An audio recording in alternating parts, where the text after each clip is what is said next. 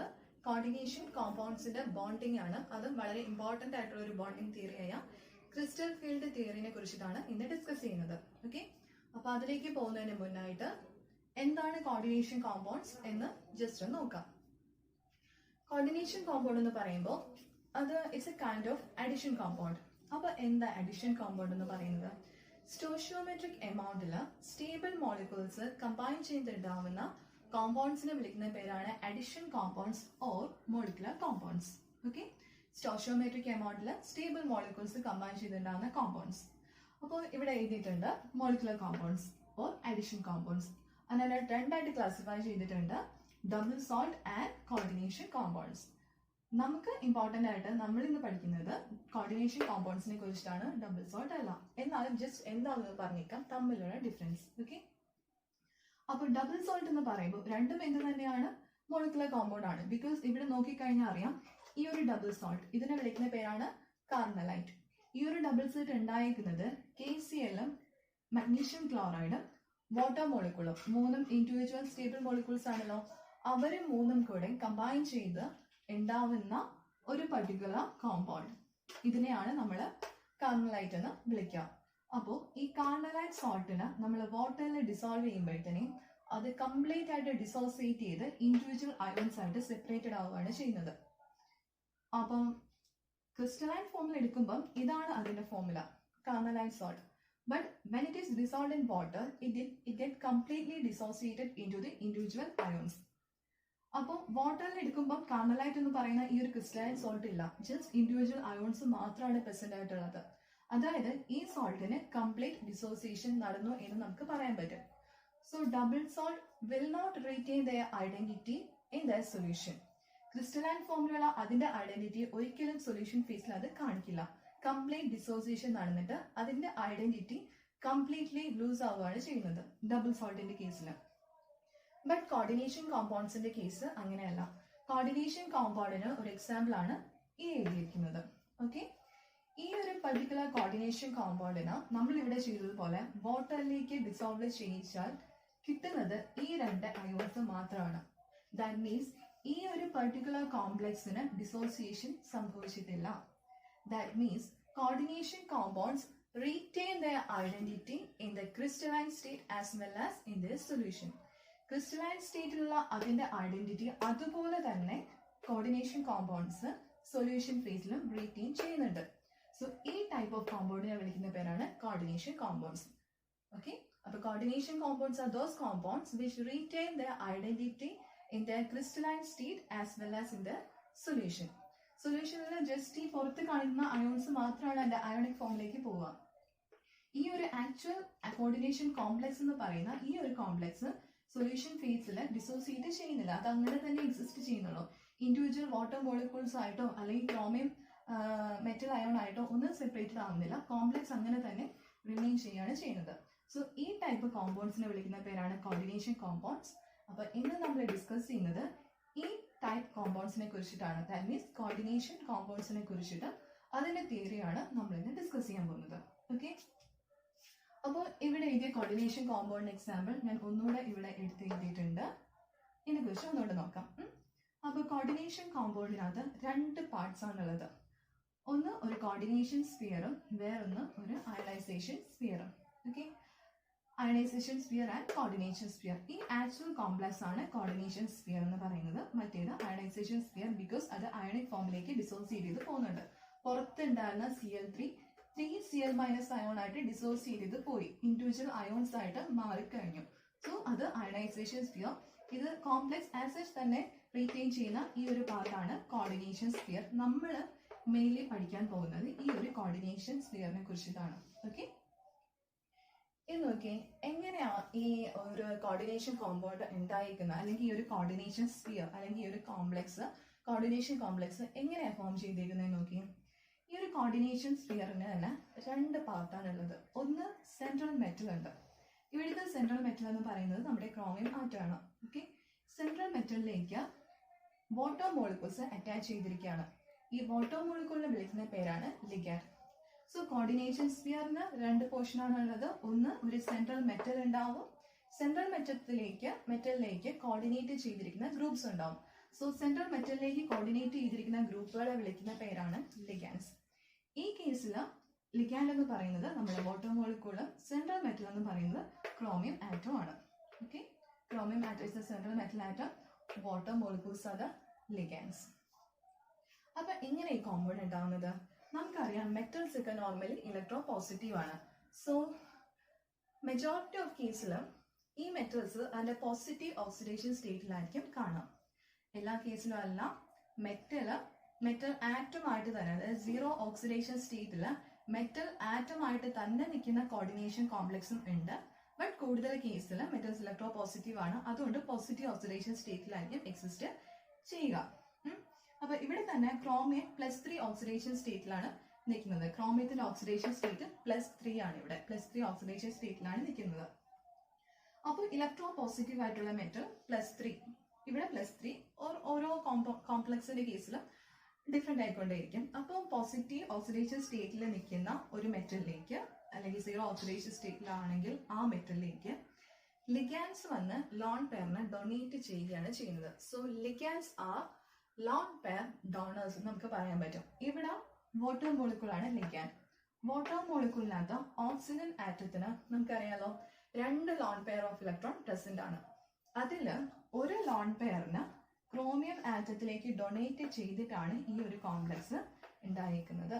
Okay, so ligands are lone pair donors, അല്ലെങ്കിൽ electron rich ആയിട്ടുള്ള compounds ആണ് ligands ആയിട്ട് ആക്ട് ചെയ്യുന്നത്. അപ്പൊ നെഗറ്റീവ് ചാർജുള്ള ലിഗാൻഡ്സ് ഉണ്ട്, വളരെ റയർ ആയിട്ട് പോസിറ്റീവ് ചാർജുള്ള ലിഗാൻഡ്സും ഉണ്ട്, പിന്നെ ന്യൂട്രൽ ലിഗാൻഡും ഉണ്ട്. ഇവിടുത്തെ ലിഗാൻഡ് എന്ന് പറയുന്നത് ന്യൂട്രൽ ആണ്. വാട്ടർ മോളിക്യൂളിന് പ്രത്യേക ചാർജ് ഒന്നും ഇല്ലല്ലോ, പ്ലസോ മൈനസോ ചാർജ് ഒന്നും ഇല്ല. So water molecule is A neutral ligand. അപ്പൊ വാട്ടർ മോളിക്യൂൾ എന്താ ചെയ്യുന്നത്, അതിന്റെ കയ്യിൽ 2 ലോൺ പെയർ ഉണ്ടായിരുന്നു, അതിൽ ഒരു ലോൺ പെയറിന് ആർക്ക് കൊടുക്കുന്നു, ക്രോമിയത്തിലേക്ക് ഡൊണേറ്റ് ചെയ്യുന്നു. അങ്ങനെയാണ് ഈ ഒരു പർട്ടിക്കുലർ കോംപ്ലക്സ് ഫോം ചെയ്തിരിക്കുന്നത്. ഓക്കെ,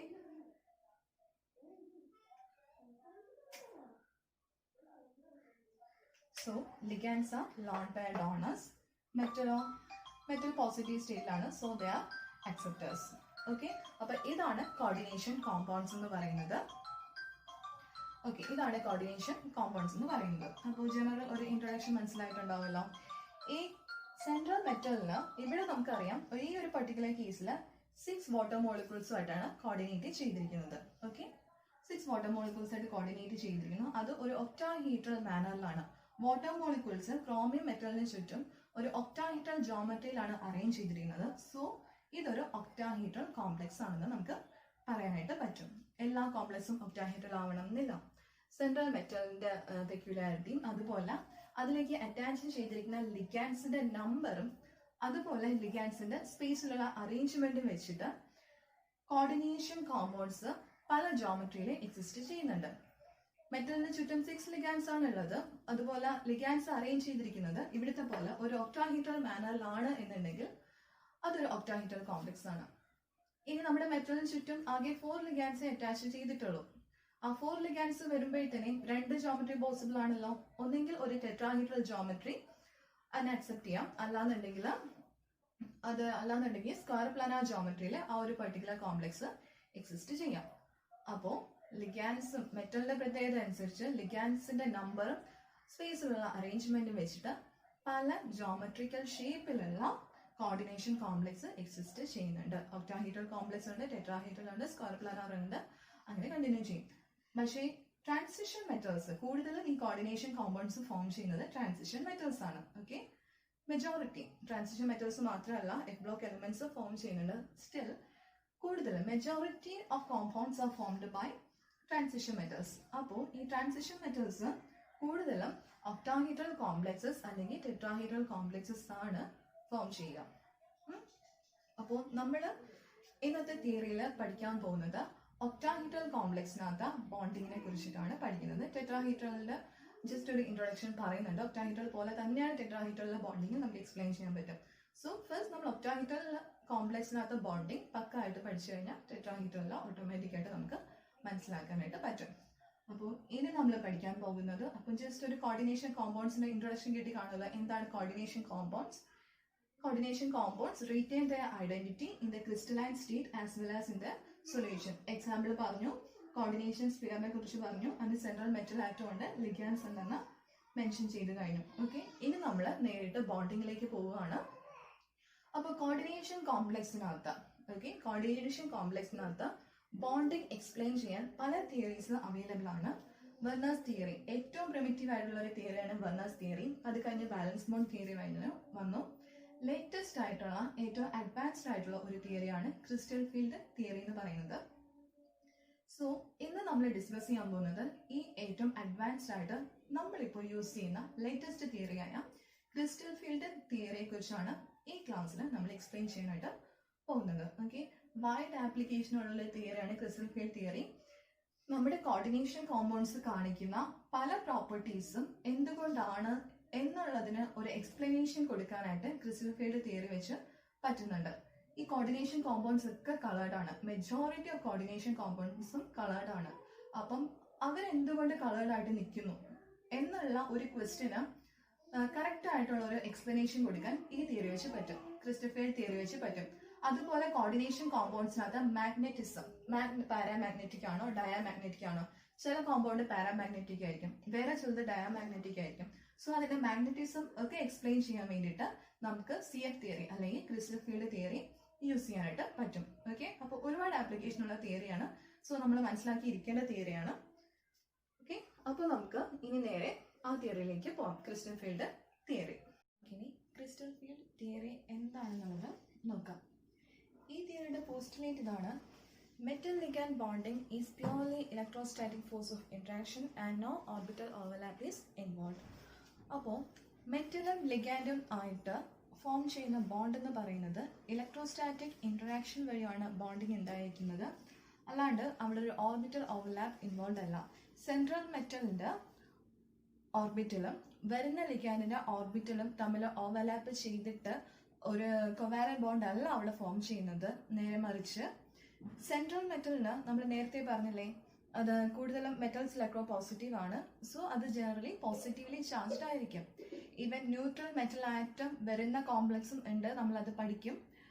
പക്ഷേ ജനറൽ കേസിൽ മെറ്റൽസിന്റെ ചാർജ് ഒരു positive charge, positive oxidation state ആയിരിക്കും അതിനുണ്ടാവുക. സോ പോസിറ്റീവ്ലി ചാർജ്ഡ് ആയിരിക്കും എന്ന് നമുക്ക് പറയാൻ പറ്റും. ഓക്കെ, അപ്പോൾ മെറ്റൽസിന് പോസിറ്റീവ് ചാർജ് ആണ് ഉള്ളത്.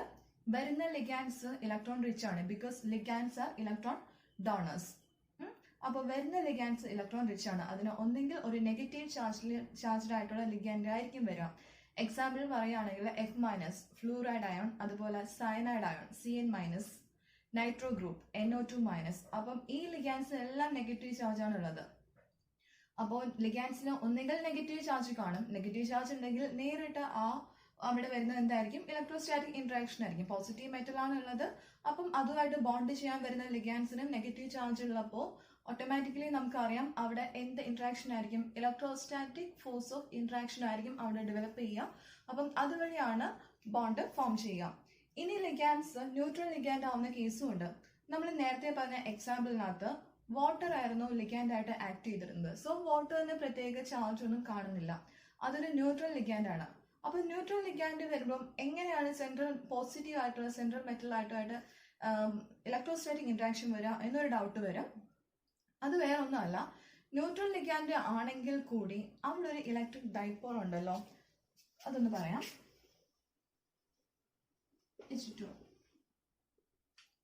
നമ്മൾ നേരത്തെ പറഞ്ഞ ന്യൂട്രൽ ലിഗാൻഡ് വാട്ടർ ആയിരുന്നു. ഇവിടെ എന്താ സംഭവിച്ചിരിക്കുന്നത്? വാട്ടർ എന്ന് പറയുമ്പോൾ ഇതാണല്ലോ ബി ഷേപ്ഡ് ആയിട്ടുള്ള വാട്ടറിന്റെ സ്ട്രക്ചർ. ഇവിടെ ഹൈഡ്രജന് പാർഷ്യൽ പോസിറ്റീവ് ചാർജ്, ഓക്സിജന് പാർഷ്യൽ നെഗറ്റീവ് ചാർജ് വരെ ഉള്ളത്. Because oxygen is highly electron negative, അതുകൊണ്ട് തന്നെ ഇലക്ട്രോൺ ക്ലൗഡ് ഇങ്ങോട്ടേക്ക് മൂവ് ആയിട്ടായിരിക്കും ഇരിക്കുക, ഓക്സിജന് അഡ്ജസന്റ് ആയിട്ടായിരിക്കും ഇരിക്കുക. So oxygen develop A partial negative charge and hydrogen develops A partial positive charge. അപ്പോൾ ഇതിനെയാണ് ഇലക്ട്രിക് ഡൈപോൾ എന്ന് പറയുക. സോ വാട്ടർ മോളിക്യൂൾ ന്യൂട്രൽ ആണെങ്കിൽ കൂടി അതൊരു ഇലക്ട്രിക് ഡൈപോൾ ആണ്. സോ എന്ത് സംഭവിക്കും? ഒരു മെറ്റൽ അടുത്ത് വരുമ്പോഴത്തേനെ മെറ്റലിന് പോസിറ്റീവ് ചാർജ് ആണ് ഉള്ളത്. ഇവർ തമ്മിൽ എന്ത് ചെയ്യും? ഇലക്ട്രിക് ഡൈപോളിന്റെ നെഗറ്റീവ് എൻഡും മെറ്റൽ സെൻട്രൽ മെറ്റൽ അയോണുമായിട്ട് എന്ത് ചെയ്യും? ഒരു ഇലക്ട്രോസ്റ്റാറ്റിക് ഫോഴ്സ് ഓഫ് ഇന്ററാക്ഷൻ അവിടെ ഡെവലപ്പ് ചെയ്യും.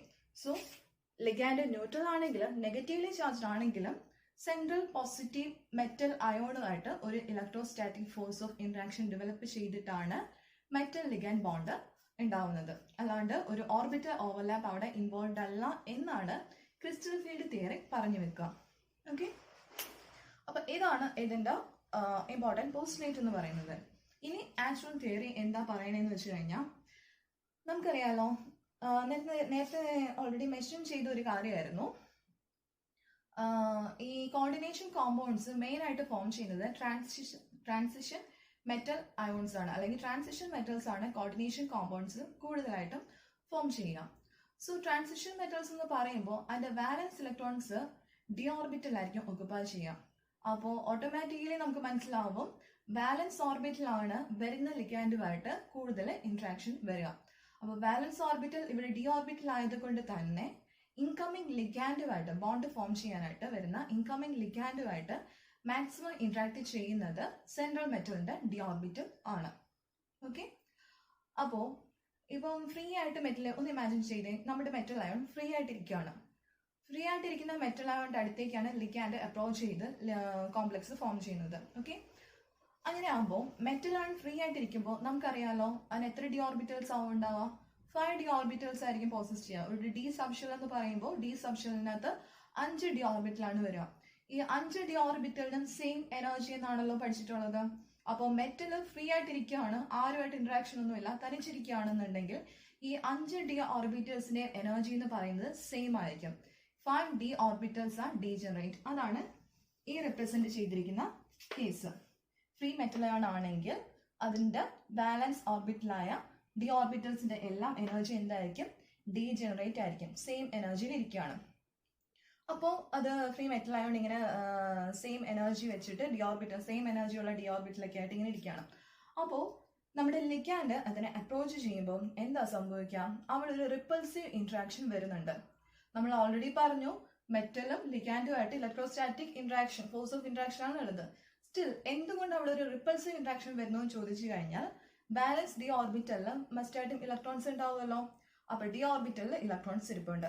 അതുപോലെ വരുന്ന ലിഗാൻഡും ഇലക്ട്രോൺ റിച്ച് ആണ്, ഇലക്ട്രോൺ കാരിയേഴ്സ് ആണ്, ഇലക്ട്രോണും ആയിട്ടാണ് അവർ വരുന്നത്. അപ്പോൾ ഓട്ടോമാറ്റിക്കലി എന്താ സംഭവിക്കുക? സെൻട്രൽ മെറ്റലിന്റെ ഡി ഇലക്ട്രോൺസും വരുന്ന ലിഗാൻഡിന്റെ ഇലക്ട്രോൺസുമായിട്ട് ഒരു റിപ്പൾസീവ് ഇന്ററാക്ഷൻ ഡെവലപ്പ് ചെയ്യുന്നു. അപ്പോൾ ഒരു റിപ്പൾസീവ് ഇന്ററാക്ഷൻ ഡെവലപ്പ് ചെയ്യാൻ മീൻസ് സിസ്റ്റത്തിന്റെ എനർജി റൈസ് ആവുകയാണ് ചെയ്യുന്നത്. അപ്പോൾ ഡി ഓർബിറ്റൽ ഫ്രീ ആയിട്ടിരുന്നപ്പോൾ മെറ്റൽ അയോൺ ഫ്രീ ആയിട്ടിരുന്നപ്പോൾ 5 ഡി ഓർബിറ്റൽസും ഡീജനറേറ്റ് ആയിരുന്നു.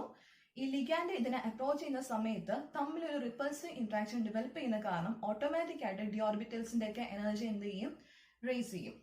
അപ്പോൾ റേസ് ചെയ്യുന്നതിന് ഒരു പ്രത്യേകതയുണ്ട്. വരുന്ന ലിഗാൻഡ് ഒരു സ്ഫെറിക്കൽ ഫീൽഡ് ആണ് കൊടുക്കുന്നതെങ്കിൽ ദാറ്റ് മീൻസ് വരുന്ന ലിഗാൻഡ്സ് സിമെട്രിക് ആയിട്ട് ഒരുപോലെയാണ് 6 സൈഡിൽ നിന്ന് മെറ്റൽ അയോണിനെ അറ്റാക്ക് ചെയ്യുന്നത്. അതുപോലെ ഡി ഓർബിറ്റലും വരുന്ന 5 ഡി ഓർബിറ്റലും വരുന്ന ലിഗാൻഡുമായിട്ടുള്ള ഇന്ററാക്ഷൻ ഈക്വൽ ആണെങ്കിൽ 6 ലിഗാൻഡ്സും ഈ 5 ഡി ഓർബിറ്റലുമായിട്ട് ഒരുപോലെയാണ് ഇന്ററാക്ട് ചെയ്യുന്നതെങ്കിൽ അതായത് ഡി ഓർബിറ്റൽസിന് ഈക്വൽ റിപ്പൾഷൻ ആണ് ഫേസ് ചെയ്യുന്നതെങ്കിൽ അത് നമുക്കൊരു സ്ഫെറിക്കൽ ഫീൽഡ് ആണ് കൊടുക്കുന്നതെന്ന് പറയാം. ലിഗാൻഡ് അവിടെ ഒരു സ്ഫെറിക്കൽ ഫീൽഡ് ആണ് കൊടുക്കുന്നതെന്ന് പറയാം. അപ്പൊ 5 ഡി ഓർബിറ്റൽസിനും ഈക്വൽ റിപ്പൾഷൻ ഫേസ് ചെയ്യുമ്പോൾ നമുക്ക് മനസ്സിലാക്കാവുന്നേ ഉള്ളൂ 5ന്റെയും എനർജി ഒരുപോലെ റേസ് ചെയ്യുന്നതായിട്ട് കാണാം.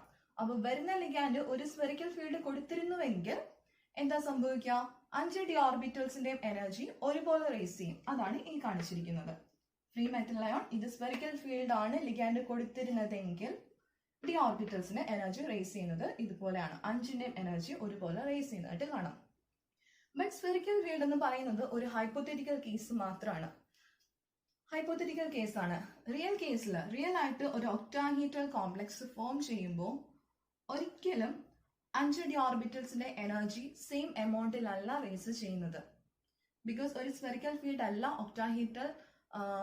ഒക്ടാഹീഡ്രൽ ഫീൽഡ് എന്ന് പറയുന്നത് ഒരു സ്ഫെറിക്കൽ ഫീൽഡ് അല്ല. അപ്പൊ ഇത് ഒരു ഹൈപ്പോത്തറ്റിക്കൽ കേസ് മാത്രമാണ്. അപ്പൊ ശരിക്കും എന്താ സംഭവിക്കുന്നതെന്ന് വെച്ച് കഴിഞ്ഞാൽ മെറ്റലിന്റെ അടുത്തേക്ക് ലിഗാൻഡ് വരുമ്പോഴത്തേനെ 5 ഡി ഓർബിറ്റൽസിനും ഈക്വൽ റിപ്പൽഷൻ അല്ല ഫേസ് ചെയ്യുന്നത്.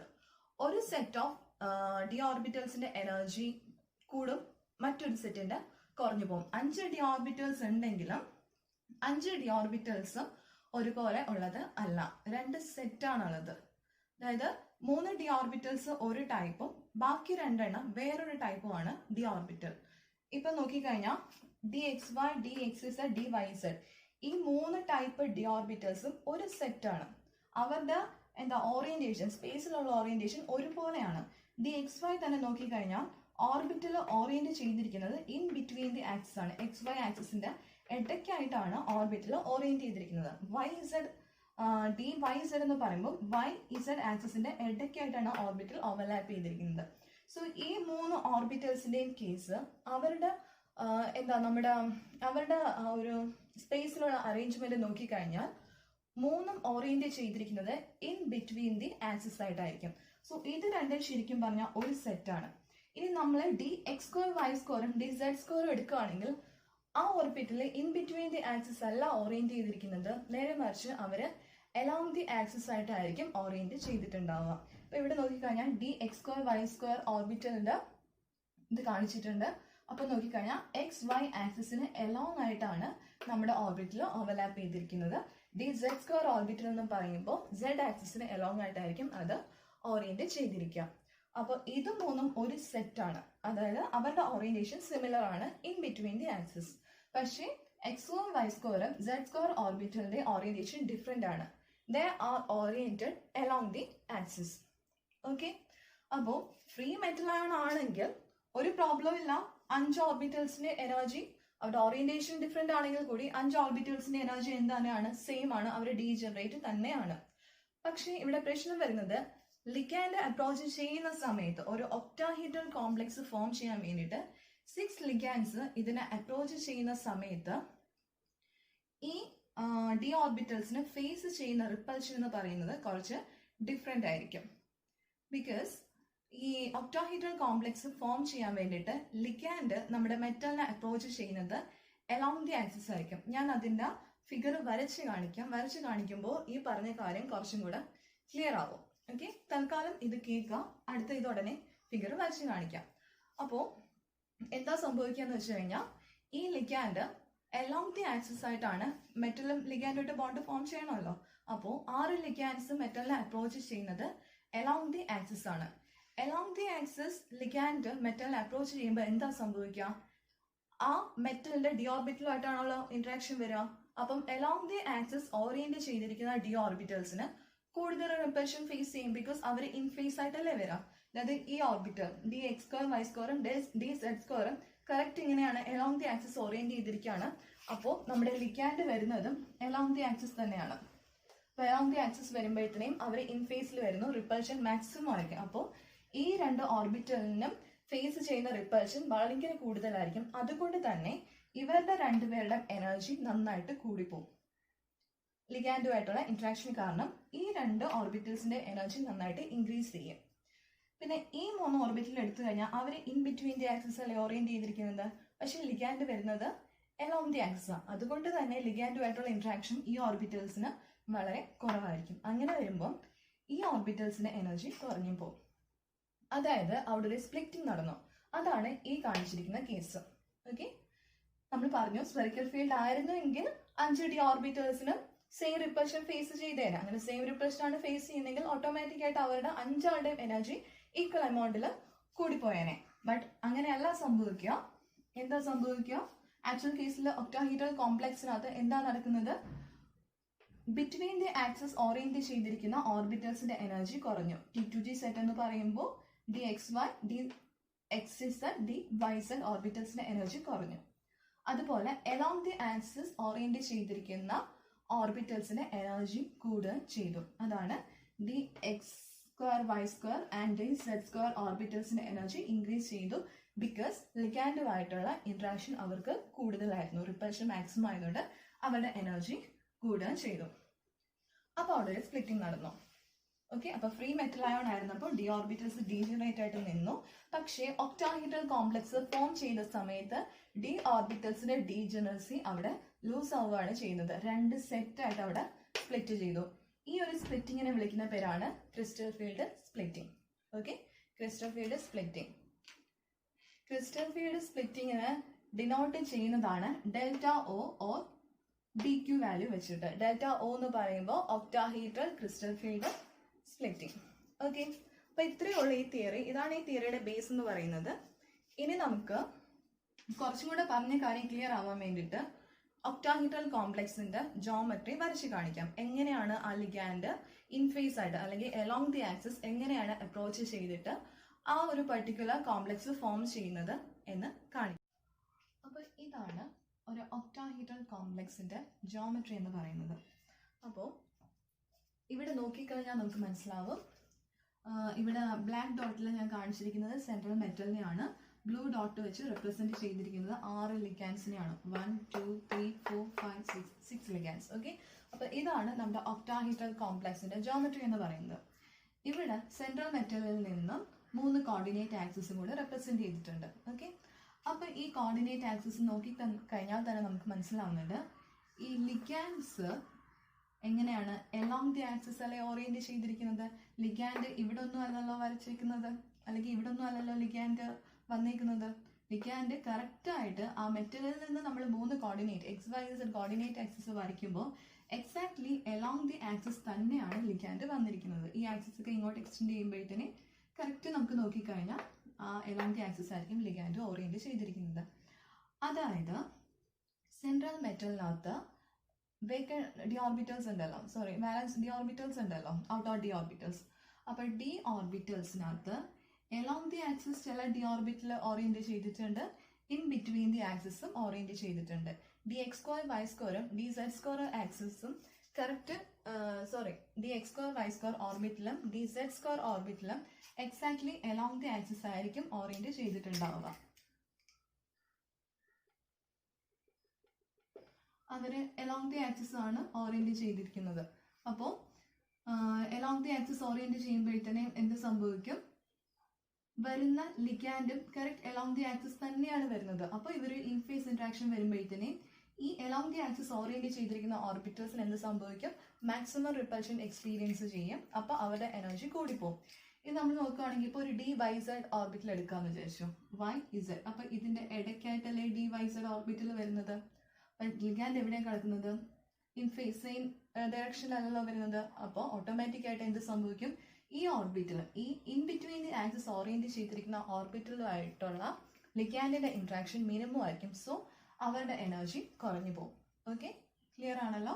In between the axis orient ചെയ്തിരിക്കുന്ന ഓർബിറ്റൽസും ലിഗാൻഡുമായിട്ട് നേരിട്ട് ഒരു ഇന്ററാക്ഷൻ വരുന്നില്ല. സോ അവരുടെ എനർജി കുറവായിരിക്കും. പക്ഷേ എലോങ് ദി ആക്സിസ് ഓറിയന്റ് ചെയ്തിരിക്കുന്ന ഓർബിറ്റലുമായിട്ട് ലിഗാൻഡ് നേരിട്ട് ഇന്ററാക്ട് ചെയ്യുന്നുണ്ട്. ഇൻ ഫേസ് ഇന്ററാക്ഷൻ ആണ് വരുന്നത്. സോ മാക്സിമം റിപ്പൽഷൻ ഈ പർട്ടിക്കുലർ ഓർബിറ്റൽസിന് ഫേസ് ചെയ്യുന്നുണ്ട്. അവരുടെ എനർജി കൂടിയും പോകുന്നുണ്ട്. അപ്പം ഇതാണ് EG set, d X square y square and d zed square orbitals. അപ്പോൾ എനർജി ഹൈ ആണ്, ഇവിടെ എനർജി ലോ ആണ് T2G സെറ്റിനകത്ത്. Okay, triply degenerate T2G set and doubly degenerate EG set. അപ്പം ഇതിനെയാണ് നമ്മൾ ക്രിസ്റ്റൽ ഫീൽഡ് സ്പ്ലിറ്റിംഗ് എന്ന് പറയുന്നത്. അപ്പോൾ ഫിഗറും കൂടെ കണ്ടപ്പോൾ കുറച്ചുകൂടെ ക്ലിയർ ആയിട്ടുണ്ടാവും എന്ന് തോന്നുന്നു. ഓക്കെ, അപ്പോൾ ഇതാണ് ക്രിസ്റ്റൽ ഫീൽഡ് സ്പ്ലിറ്റിംഗ്. ഈ ക്രിസ്റ്റൽ ഫീൽഡ് സ്പ്ലിറ്റിങ്ങിന് റെപ്രസെന്റ് ചെയ്യുന്നതാണ് ഡെൽറ്റ O വാല്യൂ വെച്ചിട്ട്, അല്ലെങ്കിൽ DQ വാല്യൂ. ഡെൽറ്റ O എന്ന് പറയുമ്പോൾ ഒക്ടാഹീഡ്രൽ ഫീൽഡ് ആയതുകൊണ്ട് ഒക്ടാഹീഡ്രൽ ക്രിസ്റ്റൽ ഫീൽഡ് സ്പ്ലിറ്റിംഗ് എന്ന് പറയാൻ പറ്റും. ഓക്കെ, പിന്നെ നോക്കിക്കഴിഞ്ഞാൽ T2G സെറ്റ് എന്ന് പറയുന്നത് സ്റ്റെബിലൈസ്ഡ് ആണ്, ബിക്കോസ് അതിന്റെ എനർജി ഡിക്രീസ് ചെയ്തിരിക്കുകയാണ്. അതുപോലെ EG സെറ്റ് എന്ന് പറയുമ്പോൾ ഡീസ്റ്റെബിലൈസ്ഡ് സെറ്റ് ഓഫ് ഓർബിറ്റൽസ് ആണ്. അപ്പോൾ T2G സെറ്റിനകത്ത് ഓരോ ഓർബിറ്റിലും 4 DQ വാല്യൂ വെച്ച് സ്റ്റെബിലൈസ്ഡ് എന്ന് പറയാൻ പറ്റും. അതുപോലെ EG സെറ്റിനകത്ത് ഓരോ ഓർബിറ്റിലും 6 DQ വാല്യൂ വെച്ച് ഡീസ്റ്റെബിലൈസ്ഡ് എന്ന് പറയാൻ പറ്റും. ഡെൽറ്റ O എന്ന് പറയുമ്പോൾ ഒക്ടാഹീഡ്രൽ ഫീൽഡ് ആയതുകൊണ്ട് ഒക്ടാഹീഡ്രൽ ക്രിസ്റ്റൽ ഫീൽഡ് സ്പ്ലിറ്റിംഗ് ആണ്. ഓക്കെ, അപ്പോൾ ആ സ്പ്ലിറ്റിങ്ങിനെ റെപ്രസെന്റ് ചെയ്യുന്നത് ഒന്നെങ്കിൽ ഡെൽറ്റ O എന്ന് പറയുന്ന ലെറ്റർ വെച്ചിട്ട്, അതല്ലാന്നുണ്ടെങ്കിൽ DQ വെച്ചിട്ട്. ഓക്കെ, ഇതിനകത്ത് അപ്പോൾ ഇതാണ് ക്രിസ്റ്റൽ ഫീൽഡ് സ്പ്ലിറ്റിങ്ങിന്റെ തിയറിയും കാര്യങ്ങളെന്ന് പറയുന്നത്. ഇനി ഇതിന്റെ ആപ്ലിക്കേഷനിലേക്ക് പോകാൻ പറ്റും. ക്രിസ്റ്റൽ ഫീൽഡ് സ്പ്ലിറ്റിങ്ങിന്റെ ആപ്ലിക്കേഷൻ പറയുന്നതിന് മുന്നായിട്ട് ഒരു കാര്യം കൂടെ പറയാം. എങ്ങനെയാണ് ഈ ഒരു സെറ്റിനകത്ത് ഇലക്ട്രോൺ ഫില്ലിംഗ് നടക്കുക എന്ന് കൂടെ പറയാം.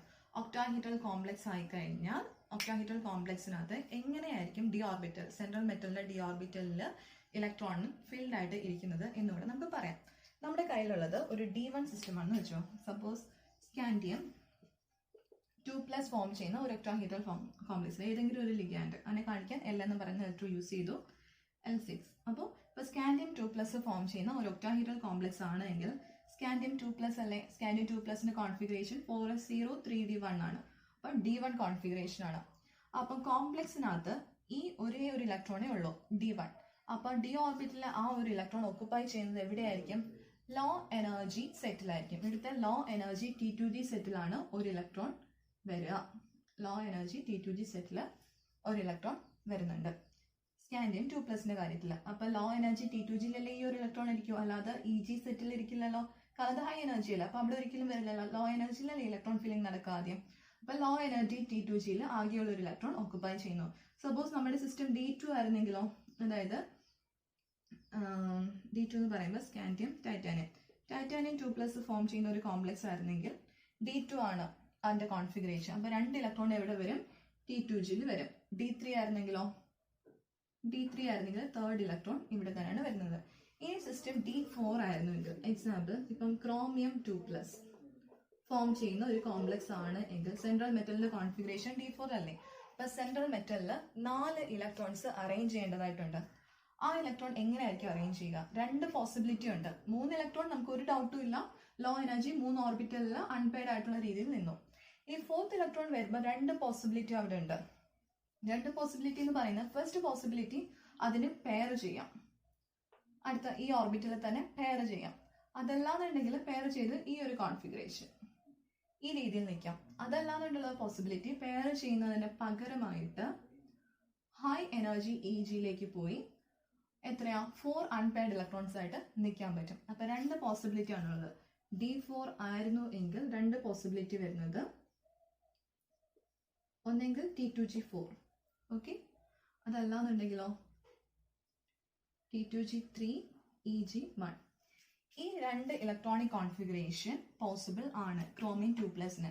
ബട്ട് ഇതിൽ ഏത് കോൺഫിഗറേഷൻ വരും എന്ന് തീരുമാനിക്കുന്നത് ക്രോമിയം മെറ്റൽ ഏത് ലിഗാൻഡുമായിട്ടാണ് കോർഡിനേറ്റ് ചെയ്തിരിക്കുന്നത് എന്നതിനെ ബേസ് ചെയ്തിട്ട് തന്നെയാണ് ഏത് കോൺഫിഗറേഷൻ ആ ഒരു കോംപ്ലക്സ് അഡോപ്റ്റ് ചെയ്യും എന്ന് നമ്മൾ തീരുമാനിക്കുന്നത്.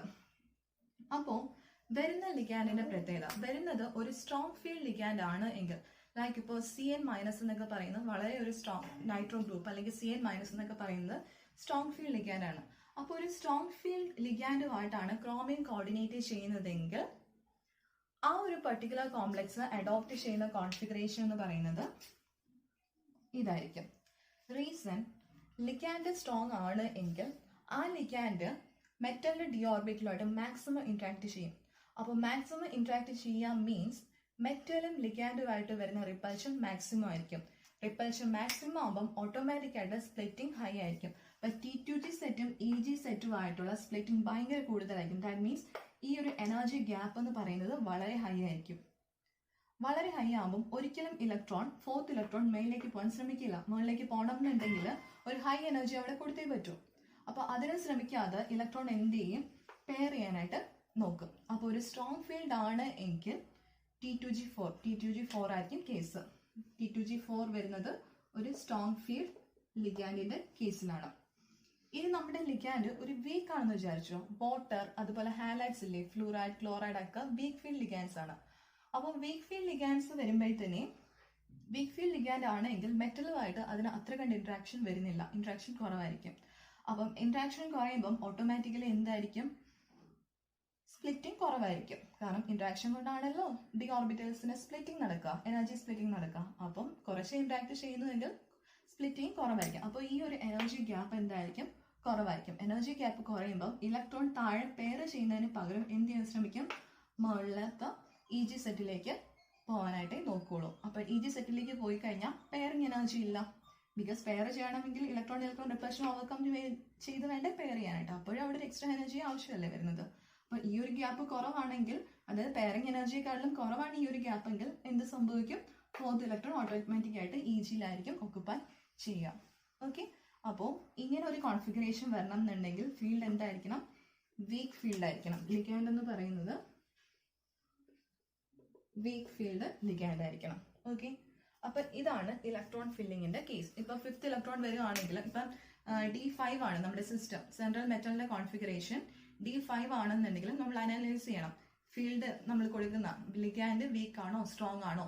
വീക്ക് ആണെങ്കിൽ എന്ത് ചെയ്യണം, മുകളിലേക്ക് എക്സൈറ്റ് ചെയ്തിട്ട് EG-യിലേക്കായിരിക്കണം ഇലക്ട്രോൺ ഫില്ലിംഗ് നടത്തേണ്ടത്.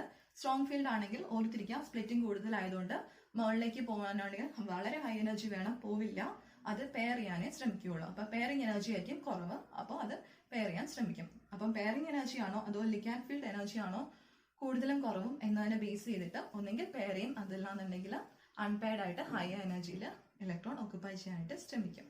ഓക്കെ, അപ്പൊ ഇതാണ് എന്താണ് ഇലക്ട്രോണിക് കോൺഫിഗറേഷൻ എഴുതേണ്ട രീതിയാണ് പറഞ്ഞത്. അപ്പൊ ഫീൽഡിനെ വെച്ചിട്ട് സെൻട്രൽ മെറ്റലിന്റെ ഇലക്ട്രോണിക് കോൺഫിഗറേഷൻ മാറും. ഓക്കെ, ഈ ഒരു കാര്യം ഉണ്ടെങ്കിൽ മാത്രമേ മാഗ്നറ്റിസം പ്രെഡിക്റ്റ് ചെയ്യാനായിട്ട് നമുക്ക് പറ്റുള്ളൂ. നേരത്തെ പറഞ്ഞില്ലേ, ക്രിസ്റ്റൽ ഫീൽഡ് തിയറിയുടെ ആപ്ലിക്കേഷൻ പറഞ്ഞപ്പോൾ പറഞ്ഞായിരുന്നു മാഗ്നറ്റിസം, ട്രാൻസിഷൻ മെറ്റൽ കോംപ്ലക്സിന്റെ മാഗ്നറ്റിസം പ്രെഡിക്റ്റ് ചെയ്യാനായിട്ട് നമ്മൾ ഈ ക്രിസ്റ്റൽ ഫീൽഡ് തിയറിയാണ് യൂസ് ചെയ്യുന്നത്. അപ്പോൾ എങ്ങനെ മാഗ്നറ്റിസം പ്രെഡിക്റ്റ് ചെയ്യാന്ന് വെച്ച് കഴിഞ്ഞാൽ ഞാനൊരു എക്സാമ്പിൾ തന്നെ എഴുതാം. Fe2+ എന്ന് പറയുന്ന അയോൺ ഫോം ചെയ്യുന്ന രണ്ട് ഡിഫറെന്റ് കോംപ്ലക്സുകളാണ്. ഇവിടെ രണ്ട് കേസിലും അയണിന്റെ ഓക്സിഡേഷൻ സ്റ്റേറ്റ് +2 ആണ്. ബട്ട് അയൺ നമ്മുടെ Fe2+ അയൺ രണ്ട് ഡിഫറെന്റ് ടൈപ്പ് ലിഗാൻസുമായിട്ട് ഒക്ടാഹീഡ്രൽ കോംപ്ലക്സ് ഫോം ചെയ്തപ്പോൾ അതിന്റെ മാഗ്നറ്റിസം തന്നെ ഡിഫറെന്റ് ആയി. സെൻട്രൽ മെറ്റൽ അയൺ രണ്ട് കേസിലും Fe2+ ആണ്. ബട്ട് അത് പറഞ്ഞിട്ട് കാര്യമില്ല, രണ്ട് ഡിഫറെന്റ് കോംപ്ലക്സ് ആയപ്പോൾ അതിന്റെ മാഗ്നറ്റിസം ഡിഫറെന്റ് ആയി പോയി. ഇവിടെ FeCN6 എന്ന് പറയുന്ന കോംപ്ലക്സ് ഡയാമാഗ്നറ്റിക് ആണ്. ബട്ട് H2O വാട്ടർ ലിഗാൻഡുമായിട്ട് ഫോം ചെയ്ത കോംപ്ലക്സ് പാരാമാഗ്നറ്റിക് ആണ്. അപ്പൊ ഈ ഒരു മാഗ്നറ്റിസം എക്സ്പ്ലെയിൻ ചെയ്യുന്നത് ക്രിസ്റ്റൽ ഫീൽഡ് തിയറിയുടെ ബേസിലാണ് എക്സ്പ്ലെയിൻ ചെയ്യുന്നത്.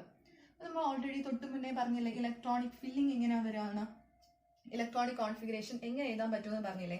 അപ്പൊ ആ ഒരു ഇലക്ട്രോണിക് കോൺഫിഗറേഷൻ എഴുതിയിട്ടാണ് ഏത് കോംപ്ലക്സ് തന്നാലും ഫസ്റ്റ് ചെയ്യേണ്ടത് ഇലക്ട്രോണിക് കോൺഫിഗറേഷൻ എഴുതി നോക്കുക. എഴുതി നോക്കിയിട്ട് അൺപെയർഡ് ഇലക്ട്രോൺസ് പ്രസന്റ് ആണ് എങ്കിൽ ആ ഒരു കോമ്പൗണ്ട് പാരാമാഗ്നറ്റിക് ആയിരിക്കും. അൺപെയർഡ് ഇലക്ട്രോൺസ് കംപ്ലീറ്റ്ലി ആബ്സെന്റ് ആണ് എങ്കിൽ ആ ഒരു പർട്ടിക്കുലർ കോംപ്ലക്സ് ഡയാമാഗ്നറ്റിക് ആയിരിക്കും. ഓക്കെ, അപ്പൊ ഇവിടെ തന്നെ നമ്മുടെ മാഗ്നറ്റിസം എങ്ങനെയാണ് പ്രെഡിക്റ്റ് ചെയ്യുന്നത് നോക്കാം. ഓർത്തിരിക്കുക, 2-3 പോയിന്റ്സ് ഓർത്തിരിക്കുക. ഫസ്റ്റ്, മാഗ്നറ്റിസം പ്രെഡിക്റ്റ് ചെയ്യണം എന്നുണ്ടെങ്കിൽ നമ്മൾ ഇലക്ട്രോണിക് കോൺഫിഗറേഷൻ എഴുതി നോക്കണം. ഓക്കെ, അപ്പൊ ഇലക്ട്രോണിക് കോൺഫിഗറേഷൻ എഴുതേണ്ട സ്റ്റെപ്പ് എങ്ങനെയായിരുന്നു, ഫീൽഡ് സ്ട്രെങ്ത് വെച്ച് വേണം നമ്മൾ ഇലക്ട്രോണിക് കോൺഫിഗറേഷൻ എഴുതാൻ. സ്ട്രോങ് ഫീൽഡ് ലിഗാൻഡ് ആണ് എങ്കിൽ എന്ത് സംഭവിക്കും എന്നാ പറഞ്ഞത്, സ്ട്രോങ് ഫീൽഡ് ലിഗാൻഡ് ആണെങ്കിൽ സ്പ്ലിറ്റിംഗ് കൂടുതലായതുകൊണ്ട് പെയറിംഗ് നടക്കും, ഓൾറെഡി പറഞ്ഞിരുന്നു. വീക്ക് ഫീൽഡ് ലിഗാൻഡ് ആണ് എങ്കിൽ എന്ത് സംഭവിക്കും, EG-യിലേക്ക് എക്സൈറ്റേഷൻ ടു EG. ആ രീതിയിൽ വേണം ഇലക്ട്രോണിക് കോൺഫിഗറേഷൻ എഴുതാൻ. നേരത്തെ പറഞ്ഞു, ജസ്റ്റ് ഇത് എഴുതാൻ വേണ്ടി ഒന്നുകൂടി ഓർമ്മപ്പെടുത്തിയെന്നേ ഉള്ളൂ. ഓക്കെ, അപ്പൊ FeCN6 4- Fe2+ ആണ്. Fe2+ ആകുമ്പോൾ D6 സിസ്റ്റം ആണ്. ഇതിന്റെ കോൺഫിഗറേഷൻ എങ്ങനെയാണ് വരാം, ഫസ്റ്റ് 3 ഇലക്ട്രോൺസ് 1, 2, 3 ഫിൽഡ് ആയി കഴിഞ്ഞു. ഇനി ബാക്കി ഇലക്ട്രോൺ ഫില്ലിംഗ് നോക്കാൻ എങ്ങനെ ഫില്ല് ചെയ്യും എന്നറിയാൻ വേണ്ടിയിട്ട് വേണം നമ്മൾ ലിഗാൻഡിനെ നോക്കാൻ. ഇവിടെ സയനൈഡ് അയണാണ്, CN- ലിഗാൻഡ് ആണ്. അത് വളരെ ഭയങ്കര എക്സ്ട്രീംലി സ്ട്രോങ് ആയിട്ടുള്ള ഒരു അത്യാവശ്യം നല്ലൊരു സ്ട്രോങ് ഫീൽഡ് ലിഗാൻഡ് ആണ് CN-. ഏറ്റവും സ്ട്രോങ് എന്നല്ല പറയുന്നത്, ബട്ട് വളരെ നല്ല സ്ട്രെങ്ത് ഉള്ള അത്യാവശ്യം നല്ലൊരു സ്ട്രോങ് ഫീൽഡ് ലിഗാൻഡ് ആണ് CN- എന്ന് പറയുന്ന അയോൺ, സയനൈഡ് അയോൺ. ഇപ്പൊ സയനൈഡ് അയോൺ വരുമ്പോഴത്തേനും സ്ട്രോങ് ഫീൽഡ് ലിഗാൻഡ് ആകുമ്പോൾ എന്താ സംഭവിക്കുക, പെയറിംഗ് നടക്കും. അപ്പം ഫസ്റ്റ് ഇലക്ട്രോൺ ഇങ്ങോട്ടേക്ക് പോയി 1, 2, 3 ഇത്രയും സംഭവിച്ചു. അപ്പം ബാക്കി 3 ഇലക്ട്രോൺസ് കൂടെ ഫില്ല് ചെയ്യണമല്ലോ. സ്ട്രോങ് ഫീൽഡ് ലിഗാൻഡ് ആയതുകൊണ്ട് തന്നെ എന്ത് സംഭവിക്കും, പെയർ ചെയ്യണം. അപ്പോൾ 4th electron, 5th electron, 6th electron. So ഇങ്ങനെയായിരിക്കും എന്തിന്റെ Fe2+ ഈ ഒരു കോംപ്ലക്സിനകത്ത് ഫോം ചെയ്യുമ്പോൾ ഉള്ള Fe2+ന്റെ ഇലക്ട്രോണിക് കോൺഫിഗറേഷൻ എന്തായിരിക്കും, T2G6 ആയിരിക്കും. ഇവിടെ എന്ത് ചെയ്യുന്നു, അൺപെയർഡ് ഇലക്ട്രോൺസ് ഒന്നും പ്രസന്റ് അല്ലല്ലോ, എല്ലാം പെയർഡ് അല്ലേ. സോ അതുകൊണ്ട് തന്നെ ഈ ഒരു പർട്ടിക്കുലർ കോംപ്ലക്സ് എന്തായിരിക്കും, ഡയാമാഗ്നറ്റിക് ആയിരിക്കും. ഓക്കെ, ഇനി അയൺ വാട്ടറുമായിട്ടാണ് കോംപ്ലക്സ് ഫോം ചെയ്യുന്നതെങ്കിൽ എന്തായിരിക്കും കേസ്. വാട്ടർ എന്ന് പറയുന്നത് ഒരു വീക്ക് ഫീൽഡ് ലിഗാൻഡ് ആണ്. വീക്ക് ഫീൽഡ് ലിഗാൻഡ് ആകുമ്പോഴത്തേനെ എന്ത് സംഭവിക്കും, ഈ തമ്മിലുള്ള സ്പ്ലിറ്റിംഗ് കുറവായിരിക്കും. സ്പ്ലിറ്റിംഗ് കുറവായതുകൊണ്ട് തന്നെ ഇലക്ട്രോൺ പെയർ ചെയ്യണമെങ്കിൽ പെയറിംഗ് എനർജി കൊടുക്കണ്ടേ. അപ്പം പെയർ ചെയ്യുന്നതിന് പകരം ഇലക്ട്രോൺ എന്ത് ചെയ്യും, EG ഓർബിറ്റലിൽ ഓക്കുപ്പൈ ചെയ്യാനായിട്ട് ട്രൈ ചെയ്യും. അപ്പോൾ ഫില്ലിംഗ് നടക്കുന്നത് ഈ ഒരു രീതിയിലായിരിക്കും. ഫസ്റ്റ് 3 ഇലക്ട്രോൺ ഇങ്ങനെ ഫില്ല് ചെയ്തു. അപ്പോൾ 4th ഇലക്ട്രോൺ വന്നിട്ട് EG-യിൽ പോയി, 5th ഇലക്ട്രോണും EG-യിൽ പോയി, പിന്നെ 6th ഇലക്ട്രോൺ ഇല്ലേ, 6th ഇലക്ട്രോൺ ഇവിടെ ആയിരിക്കും പെയർ ചെയ്യുക, ഇവിടെ ആയിരിക്കും പെയർ ചെയ്യുക, ഡെഫിനറ്റ് ആയിട്ട് ലോ എനർജിയിലായിരിക്കും പെയർ ചെയ്യുക. ഇലക്ട്രോൺ ഫില്ലിങ്ങിന്റെ റൂൾസ് ഒക്കെ അറിയാലോ. ഓഫ് ബോർ റൂളും ഹാർട്സ് റൂളും ഒക്കെ വെച്ചിട്ടാണ്, പോളീസ് എക്സ്ക്ലൂഷൻ പ്രിൻസിപ്പിൾ ഒക്കെ വെച്ചിട്ട് തന്നെയാണ് നമ്മളിവിടെ ഇലക്ട്രോൺ ഫില്ലിങ് നടത്തുന്നത്. ഓക്കെ, അപ്പം ഇയാളുടെ കോൺഫിഗറേഷൻ എന്തായിട്ട് മാറി? T2Gയിൽ 4 ഇലക്ട്രോൺ, T2G4, EGയിൽ 2 ഇലക്ട്രോൺസ്. ഓക്കെ, അപ്പൊ ഇവിടെ ആകെ 1 2 3 4 അൺപെയർഡ് ഇലക്ട്രോൺസ് ഇവിടെ പ്രസന്റ് ആയതുകൊണ്ട് തന്നെ ഈ ഒരു പർട്ടിക്കുലർ കോംപ്ലക്സ് പാരാമാഗ്നറ്റിക് ആയി. ഓക്കെ, അപ്പൊ ക്രിസ്റ്റൽ ഫീൽഡ് തിയറി വെച്ച് നമുക്ക് എന്ത് പറയാൻ പറ്റുന്നുണ്ട്? മാഗ്നറ്റിസം പ്രെഡിക്റ്റ് ചെയ്യാനായിട്ട് പറ്റുന്നുണ്ട്. മാഗ്നറ്റിസം പ്രെഡിക്റ്റ് ചെയ്യാനായിട്ട് നമ്മൾ ചെയ്യേണ്ട കാര്യം, ആദ്യം ഇലക്ട്രോണിക് കോൺഫിഗറേഷൻ എഴുതി നോക്കുക. ഇലക്ട്രോണിക് കോൺഫിഗറേഷൻ എഴുതുമ്പോൾ ആദ്യം ലിഗാൻഡിനെ ചെക്ക് ചെയ്യാം, വീക്ക് ആണോ സ്ട്രോങ് ആണോ. അതനുസരിച്ച് കോൺഫിഗറേഷൻ എഴുതിയിട്ട് എന്ത് ചെയ്താൽ മതി? ഇലക്ട്രോൺ അൺപെയർഡ് ഇലക്ട്രോൺസ് ഉണ്ടോ ഇല്ലയോ എന്ന് ചെക്ക് ചെയ്തിട്ട് മാഗ്നറ്റിസം പ്രെഡിക്റ്റ് ചെയ്യാൻ പറ്റും. ഇത് ക്രിസ്റ്റൽ ഫീൽഡ് തിയറിയുടെ വളരെ നല്ലൊരു ആപ്ലിക്കേഷൻ ആണ്. ബിക്കോസ് സെയിം മെറ്റൽ തന്നെ 2 ഡിഫറെന്റ് കോംപ്ലക്സ് ഫോം ചെയ്തപ്പോൾ എന്തുകൊണ്ട് മാഗ്നറ്റിസം ഡിഫറെന്റ് ആയി പോയി, അത് പ്രെഡിക്റ്റ് ചെയ്യാനായിട്ട് നമുക്ക് CF തിയറി യൂസ് ചെയ്യാൻ പറ്റുന്നുണ്ട്. ഓക്കെ, നല്ലൊരു ആപ്ലിക്കേഷൻ ആണ് CF തിയറിയുടെ. പിന്നെ CF തിയറിയുടെ ഒരു സെക്കൻഡ് ആപ്ലിക്കേഷൻ വരുന്നത് കോർഡിനേഷൻ കോംപ്ലക്സിന്റെ കളർ എക്സ്പ്ലെയിൻ ചെയ്യാൻ വേണ്ടിയിട്ടാണ്. ഓക്കെ, ട്രാൻസിഷൻ മെറ്റൽസ് ആണ് കൂടുതലും കോർഡിനേഷൻ കോംപ്ലക്സ് ഫോം ചെയ്യുക. കോർഡിനേഷൻ കോമ്പൗണ്ട്സ് മിക്കതും എന്തായിരിക്കും? കളർഡും ആയിരിക്കും. അപ്പോൾ ആ കളർ എക്സ്പ്ലെയിൻ ചെയ്യാനായിട്ട് നമ്മൾ CF തിയറി തന്നെയാണ് യൂസ് ചെയ്യേണ്ടി വരുന്നത്. അപ്പം എങ്ങനെയാണ് കളർ എക്സ്പ്ലെയിൻ ചെയ്യാന്ന് വെച്ച് കഴിഞ്ഞാൽ, എന്താ പറയാ, കോർഡിനേഷൻ കോമ്പൗണ്ട്സിന്റെ കളറിന് കാരണം DD ട്രാൻസിഷൻ ആണ്. DD ട്രാൻസിഷൻ നമ്മൾ പറഞ്ഞില്ലേ, ഈ ഒരു തിയറി വെച്ച് എന്താ സംഭവിക്കുക? ഡി ഓർബിറ്റൽസ് ഒരു ലിഗാൻഡ് ഫീൽഡ് കൊടുക്കുമ്പോൾ, ഇവിടെ ഒരു ഒക്ടാഹീഡ്രൽ ഫീൽഡ് കൊടുക്കുന്ന സമയത്ത് ഡി ഓർബിറ്റൽസ് സ്പ്ലിറ്റ് ചെയ്തിട്ട് 2 സെറ്റായിട്ട് മാറും. അപ്പൊ ഇങ്ങനെയല്ല ഇലക്ട്രോൺ ഫീൽഡിംഗ് നടക്കുക. അപ്പൊ ഇങ്ങനെയാണ്. സപ്പോസ് നമ്മുടെ ഒരു സിസ്റ്റത്തിൽ, ഈ ഒരു സിസ്റ്റം തന്നെ കൺസിഡർ ചെയ്ത Fe2+ന്റെ വാട്ടറുമായിട്ട് ഈ ഒരു സിസ്റ്റം ഈ ഒരു പർട്ടിക്കുലർ ഇലക്ട്രോണിക് കോൺഫിഗറേഷനിൽ ഇരിക്കുകയാണ്. ഈ ഒരു സിസ്റ്റത്തിലേക്ക് നമ്മൾ എന്ത് കൊടുക്കുകയാണ്? ലൈറ്റ് കൊടുക്കുകയാണ്. H0 ലൈറ്റ് സഫീഷ്യന്റ്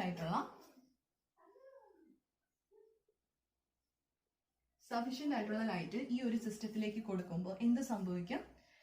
ഈ ലൈറ്റ്, ഈ ഒരു പർട്ടിക്കുലർ എനർജിക്ക് കറസ്പോണ്ടിങ് ആയിട്ടുള്ള ലൈറ്റ് ആണ് നമ്മൾ കൊടുക്കുന്നതെങ്കിൽ ലോ എനർജി, ലോ സെറ്റിലിരിക്കുന്ന ഇലക്ട്രോൺ ഈ ലൈറ്റിനെ അബ്സോർബ് ചെയ്തിട്ട് ഹൈ എനർജിയിലേക്ക് EG സെറ്റിലേക്ക് എക്സൈറ്റ് ചെയ്യുന്നതായിട്ട് കാണാൻ പറ്റും. ഓക്കെ, അപ്പം എനർജി, ആ ഒരു നമുക്ക് കറക്റ്റ് ആപ്റ്റ് ആയിട്ടുള്ള എനർജി അല്ലെങ്കിൽ എനർജിയുള്ള ലൈറ്റ് സപ്ലൈ ചെയ്യുന്ന സമയത്ത് ആ എനർജി ലൈറ്റിന്, ആ ഒരു ലൈറ്റിനെ അബ്സോർബ് ചെയ്തിട്ട് ലോ എനർജി T2Gയിലുള്ള ഇലക്ട്രോൺ എക്സൈറ്റ് ചെയ്ത് EGയിലേക്ക് പോകും. EGയിലേക്ക് പോകുമ്പോൾ ആ അബ്സോർബ് ചെയ്യുന്ന ലൈറ്റിന്റെ കോംപ്ലിമെന്ററി കളറിൽ ഈ ഒരു പർട്ടിക്കുലർ കോംപ്ലക്സ് എക്സിസ്റ്റ് ചെയ്യും. സപ്പോസ് അബ്സോർബ് ചെയ്യുന്നത് റെഡ് ലൈറ്റിനെ അബ്സോർബ് ചെയ്തിട്ടാണ് ലോ എനർജി ഡിന്ന് ഹൈ എനർജി ഡി ഓർബിറ്റലിലേക്ക് ഇലക്ട്രോൺ എക്സൈറ്റ് ചെയ്യുന്നതെങ്കിൽ ആ അബ്സോർബ് ചെയ്ത റെഡ് ലൈറ്റിന്റെ കോംപ്ലിമെന്ററി കളറായ ഗ്രീൻ കളറിലായിരിക്കും ഈ ഒരു പർട്ടിക്കുലർ കോംപ്ലക്സ് കാണപ്പെടുന്നത്. ഓക്കെ, അപ്പൊ എല്ലാ കോർഡിനേഷൻ കോംപ്ലക്സും തന്നെ കളേർഡ് ആണ്. കളറിന് കാരണം DD ട്രാൻസിഷൻ ആണ്. അപ്പോൾ ഡി ഓർബിറ്റൽസിനെല്ലാം സെയിം എനർജി ആയിരുന്നുവെങ്കിൽ, അപ്പൊ ഇങ്ങനെ ആയിരുന്നു കേസ് എങ്കിൽ DD ട്രാൻസിഷൻ എന്ന് പറയുന്ന ഒരു കേസേ വരുന്നില്ല. ആക്ച്വലി അവിടെ സ്പ്ലിറ്റിംഗ് നടന്നത് കൊണ്ടാണ് എന്ത് സംഭവിച്ചത്? DD ട്രാൻസിഷൻ എന്ന് പറയുന്ന ഒരു പോസിബിലിറ്റി അവിടെ വരുന്നത്. അപ്പൊ അത് എക്സ്പ്ലെയിൻ ചെയ്യാനായിട്ടും, അപ്പൊ കളർ എക്സ്പ്ലെയിൻ ചെയ്യാനും എന്ത് തന്നെയാണ് നമ്മൾ യൂസ് ചെയ്യുന്നത്? കോർഡിനേഷൻ കോമ്പൗണ്ടിന്റെ ബോണ്ടിങ് എക്സ്പ്ലെയിൻ ചെയ്യുന്ന CF തിയറി വെച്ച് തന്നെയാണ് കോർഡിനേഷൻ കോമ്പൗണ്ട്സിന് കളറും പ്രെഡിക്റ്റ് ചെയ്യുന്നത്. ഓക്കെ, അപ്പൊ ഇതാണ് നമ്മുടെ എന്താ പറയാ ക്രിസ്റ്റൽ ഫീൽഡ് തിയറിയും അതിന്റെ ഇമ്പോർട്ടന്റ് ആയിട്ടുള്ള 2 ആപ്ലിക്കേഷനുമാണ് പറഞ്ഞത്. മാഗ്നറ്റിസം പ്രെഡിക്റ്റ് ചെയ്യുക, അതുപോലെ തന്നെ കോർഡിനേഷൻ കോമ്പൗണ്ട്സിന്റെ കളർ. അപ്പൊ കളറിന് കാരണം എന്താണ്? കളറിന് കാരണം DD ട്രാൻസിഷൻ, ഒരു ലോ എനർജി ഡി ഓർബിറ്റലിൽ നിന്ന് ഹൈ എനർജി ഡി ഓർബിറ്റലിലേക്ക്, ഈ സെറ്റിലേക്ക് ഇലക്ട്രോൺ ട്രാൻസിഷൻ നടക്കുന്നു. ഓക്കെ, അപ്പൊ അതാണ് കോർഡിനേഷൻ കോമ്പൗണ്ട്സിന്റെ കളറിന് കാരണം. ഓക്കെ, അപ്പൊ ഇതാണ് ക്രിസ്റ്റൽ ഫീൽഡ് തിയറി. ഇതിപ്പോ ഒക്ടാഹീഡ്രൽ കേസിലാണെന്ന് പറഞ്ഞു. ഒക്ടാഹീഡ്രൽ കോംപ്ലക്സിന്റെ കേസിലാണ് നമ്മൾ പറഞ്ഞത്. ടെട്രാഹീഡ്രൽ കോംപ്ലക്സ് ആകുമ്പോൾ സെയിം പാറ്റേൺ നമ്മൾ പറഞ്ഞു വന്ന രീതികൾ തന്നെയാണ്, ഒരു മാറ്റമില്ല. ഒരു ഡിഫറൻസ് മാത്രമാണ് വരുന്നത്.